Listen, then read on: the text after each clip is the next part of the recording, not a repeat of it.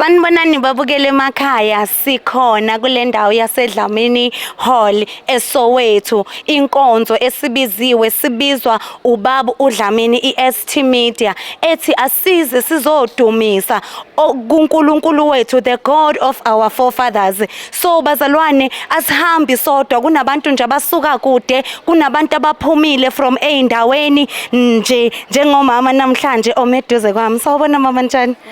Ngiyaphila. Siyaphila. Umama ngizothi umama bani? Umama Hadebe waseMpumalanga. Nkosi yami pupupupu kwiMpumalanga. Mama, inkonzo uyizwe ngobani ukuthi namhlanje Soweto uNkulunkulu wehlile? Okay, inkonzo shithi sibona ku YouTube. Yavela nje na ku Facebook lapha ku Babu ST. Sibona kuye so senathi sivele ngoba ke kukhona ubaba nathi wethu ozila sathi noni so support vele. Okay. Ubaba omuphi, nikhonza phi, ni under koluphi ugcobo, nihamba nobani? Siyazi ukuthi sikhonza uNkulunkulu owodwa, kepha sifuna ukwazi ukuthi ubaba nikhonza kuphi. Si under ubaba uQhiliza. Yeah, international. Yes.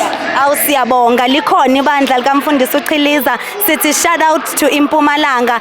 Siyabonga kakhulu ma. Siyabonga, nihamba niba ingakhi nje, nizeni ingakhi? Cha nje impela sibaningi ngabona kuphuma 5 yeimoto.